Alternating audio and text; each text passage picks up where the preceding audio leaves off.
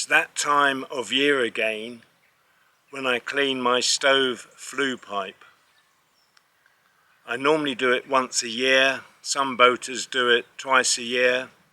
I tend to do it in September or October. We're now into October, so it's time for it to be done. It's a reasonable day to do it. The sun is out, fairly warm. I tend to start inside the boat with the stove. I was rather surprised when I looked in to see that I hadn't cleaned it from last time I used it. So I've got ash to clear out. But I'll start up here first by removing the chimney.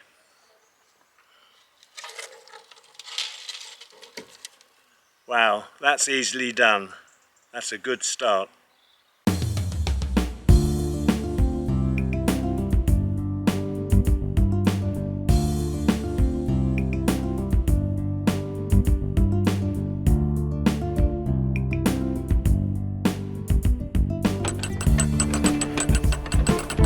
Hi, and thanks for joining me.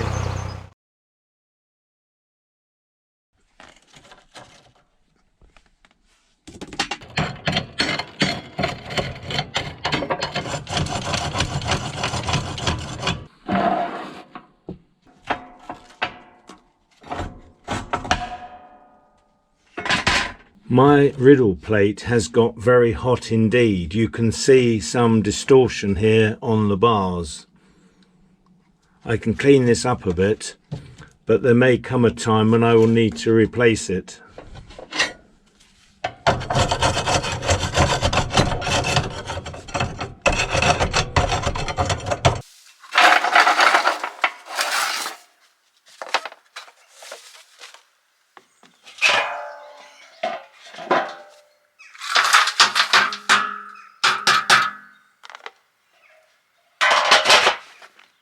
I always put paper down around the stove.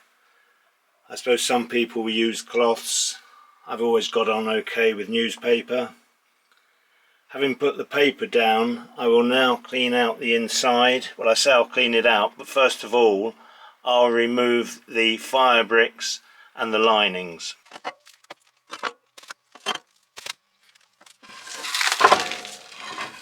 This is part of the messy bit. This is the baffle board I'm trying to take out. This often has a lot of dust on the top of it, rusty bits.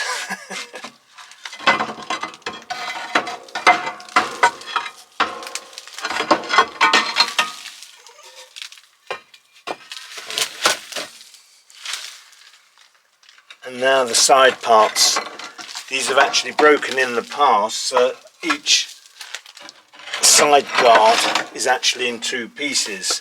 But it does make it a lot easier to put back and get that baffle board in place. I have thought about replacing them. Every year I think about it, but I never actually do it. So my ash pan is in place, so I can just knock some of this down into it.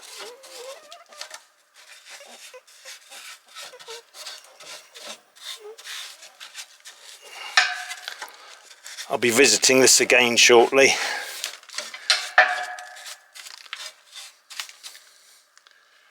What I now do is I put a bucket inside, and the idea of the bucket is to catch all the crud and rubbish that's going to come down when I clean the stovepipe.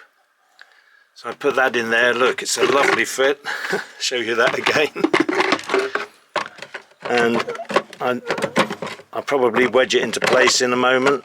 It just needs a little bit of support underneath it, and I think that's fine actually. That'll be fine. That will do the job. I now close the stove door and the ash pan door. Make sure these are shut off. I'm now ready to go up top and start cleaning out the flue pipe. For that I use a special brush and also a special scraping tool, and I'll show you those in a moment. Let me show you the brush that I use. This is it. You can see it's changed shape over the years. It's because it lies flat on the roof of the boat. So in some senses it's not so useful. It does a reasonable job though, but it doesn't do it all. But that's what I start with. And then I use this. So what is this, you may ask? Well, it's actually a roofing strap. They use them on building sites to help strap down the roofs, and where the wall plates are along the top of the wall, they use these to hold the wall plates in place. I bought this some years ago because I wanted a tough piece of steel like this, but I only wanted a short length, so I cut some off of this. So what I now do is I scrape down the side like this. So that's what this is, if anyone wants to know. It's a roofing strap. It may have other names as well, but that's what I call it. Normally the boat is on the other side and the chimney is over the water, but on this occasion I'm here, the jetty is here, and I can start by not actually stepping onto the roof of the boat. I can start just by prodding this down from here and doing the best I can. Let's just move the chimney a little bit out of the way. God, there's some big, oops. There's a big lump there, it's just fallen down. It is easier to be stood on top, but you can see all the bits flicking out. I suppose I should wear a mask, shouldn't I? Didn't think about it.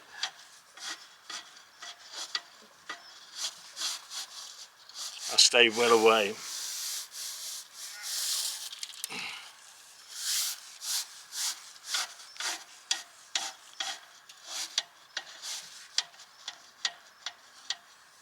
I think it's probably best to go up top, so I'll do that now. This rubber mat I use makes it a lot easier for me to get up on the roof. I use it when I'm going through locks now. It's an idea I had a year or two back, because on a hot summer's day, if you're getting up onto your roof from the back like I do, and you're climbing on to a really hot steel roof, not only is it hot, but it's also very painful to your knees. So this rubber mat is very helpful indeed, and it solved a big problem for me.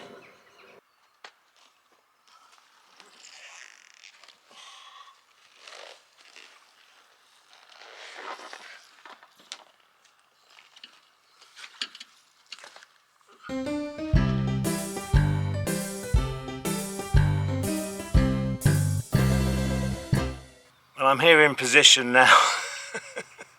It's never easy working on the roof, but let's see how we get on.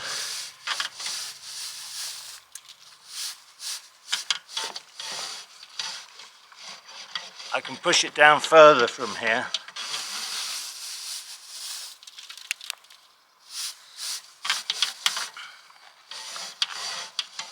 I can get it right into the stove.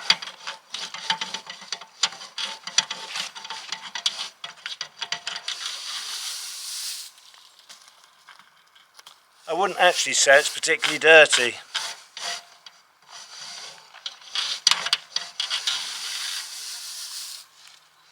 I've got a little screwdriver with me to chip around the top, but there's not that much to chip away, to be honest with you.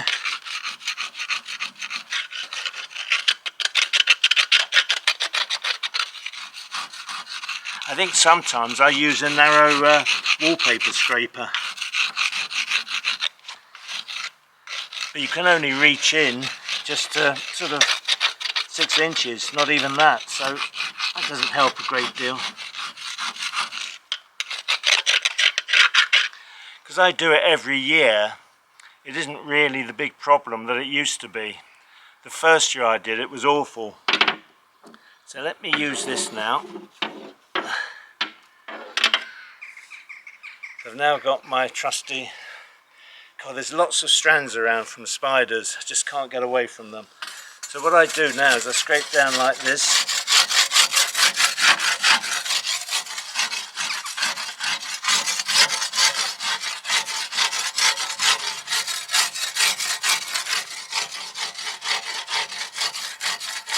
I can get a long way down with this scraper, which is very useful.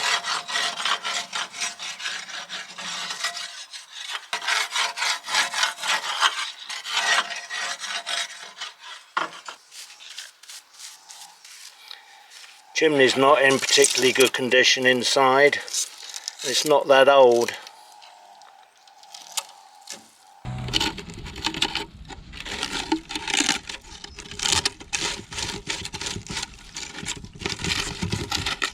I'll clean that up. It'll be much better than it looks at the moment. Hope to get another year out of it at least.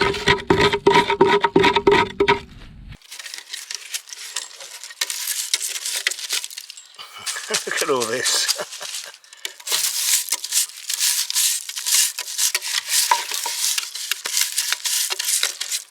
I've come back down to earth, if you could call it that. I feel a lot safer down here. If you can hear a noise in the background, that's Gary, our gardener, doing a fantastic job keeping the grounds clean and tidy. I think he must be using a strimmer at the moment. But the grounds have never looked better, I have to say. He does a wonderful job. Anyway, I'm going to tidy up the roof now. Then I'm going to go back inside the boat and sort that out.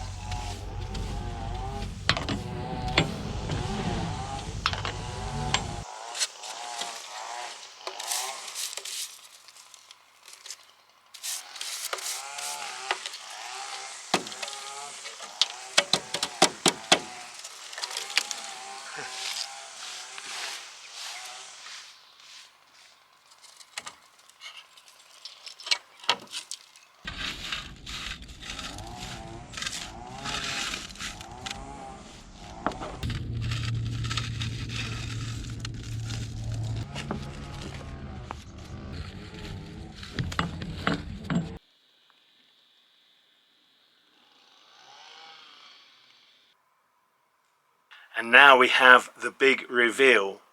What mess am I going to find inside the stove?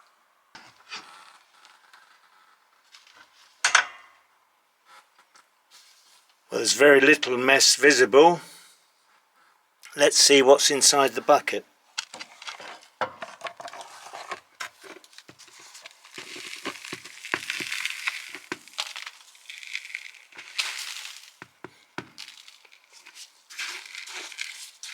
It's fairly clean in there.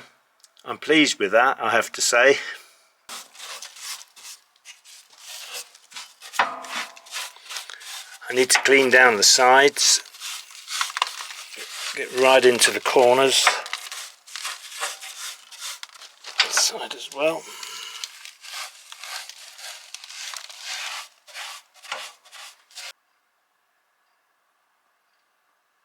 I did decide to put a mask on. I know this is the wrong sort of mask for this sort of job. There's no need to tell me that, but I did have it available, so I thought this is the best thing to use.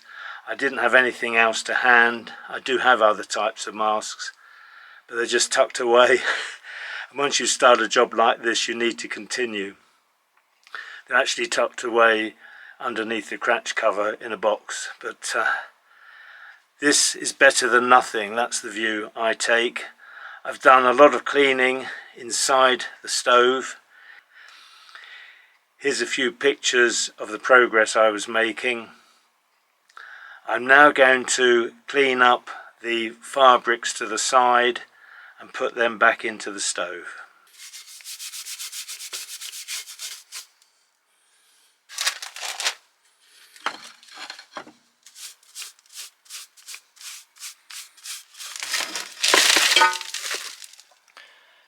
This is actually a metal plate.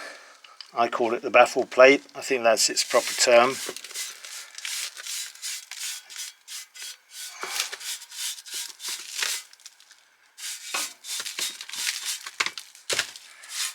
to get a scraper out, I think, for this.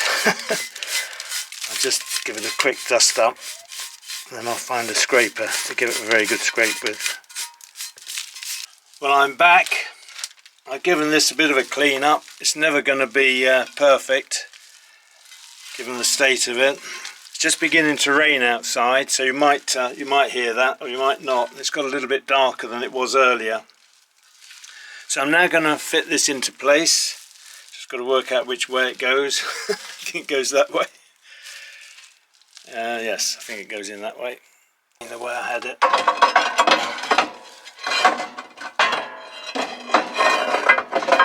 That's back in place now.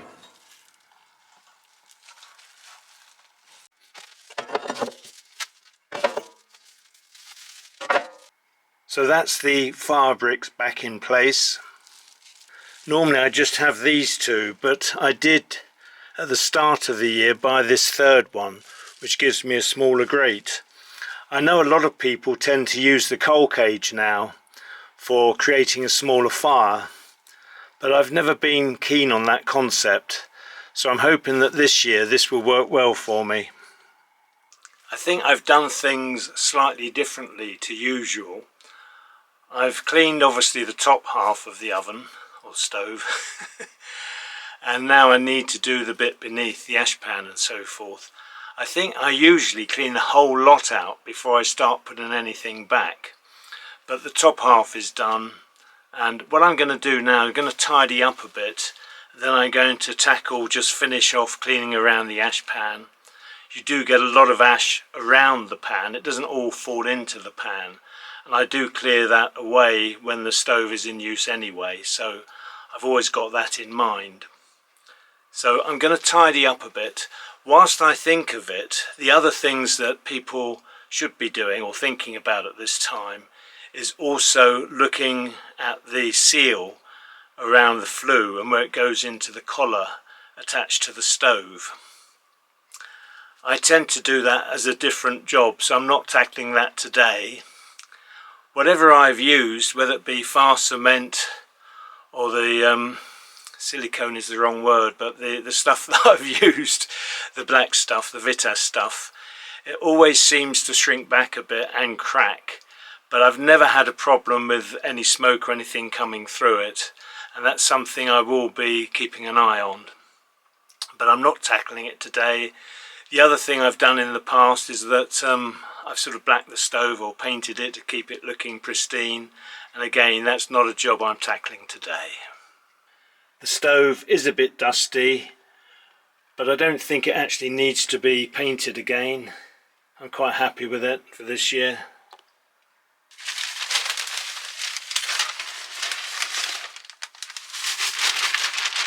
One of the reasons I use the paper is that the coal dust and mess just slides off the paper so easily. If I use cloth, I think it would go all over the place, but with newspaper it's very easy to clean up. This is where we're at the moment. It's a bit of a messy job this. I've got old shorts on, they're all torn and so forth, but they've got very grubby indeed. So have my knees. Oh dear. Anyway, I'm on to the next stage now, which is to finish off around the ash pan. So this is ash that has popped into the ash pan whilst I've been cleaning the stove. You saw me empty it earlier, but I'm going to tip this into the bucket and then I'm going to clean around where the ash pan sits.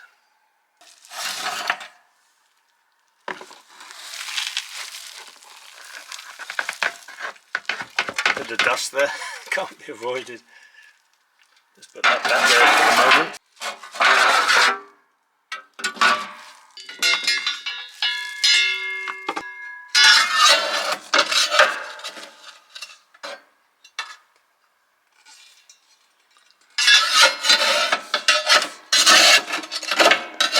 There's not much ash here actually to come out.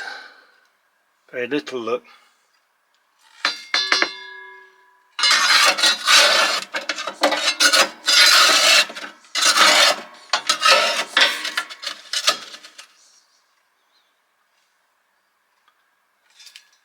So I think I'll leave that there for now with regards to that.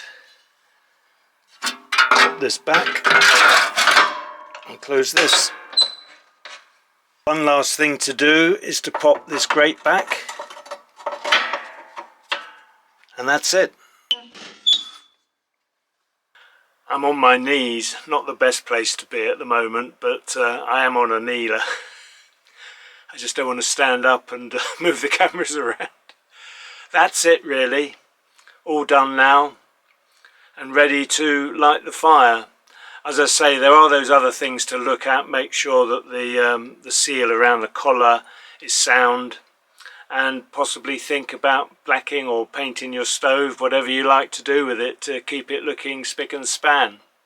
Since I recorded the stove flue clean, I have purchased a new cowl for the chimney. Cowls often come with 3 legs, which you adjust and fit within the chimney. When I first bought the boat, I decided that I would drill through the legs and screw it into the top of the chimney. I've since decided that's not a good idea. I think the standard cowl is designed just to sit in top of the chimney so it can be easily removable, because if your chimney gets knocked, you don't want it to get damaged. So I've actually now found a different type of cowl, which actually has a bolt threaded through here so that you can screw it on the top of the chimney. I think this will suit me far better than the legs. The cowl with the legs is best fitted and wired back to something so that if it does get knocked, it won't disappear off the boat. My last one, I think, got lifted in the wind and blew away. I did do some magnet fishing to find it, but without any success. But now I've got this, I'm going to fit this on. The bolt that's come with it is a little bit too short to fit through and around the top of the chimney, so I've found a longer bolt. Before I do that, I will just mention also that I have redone the seal where the flue tube comes up through the stove. It doesn't look very pretty, but at least I've done it. So now I'm going to fit this and I'll show you once it's done. As you can see, I've now fitted the cowl to the chimney. I'm pleased with how it's gone. It's quite firm. I did say earlier about having the cowl loose within the chimney, but now it's autumn time with winter approaching. I'm going to be in the marina much of the time. I will go out, and I am aware that this arrangement fits neatly beneath the local bridges, so it's at no risk from being knocked. Another good job done from my point of view. But I'm going to sign off now. Thank you all for watching.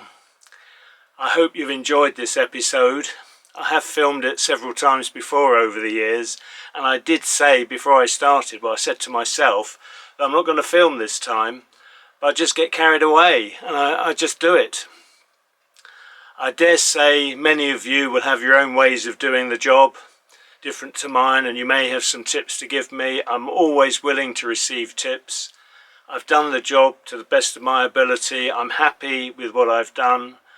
Having done it myself, I know it's a reasonable job, and it will last me for the coming winter season, autumn-winter season, into next year, so I'm happy.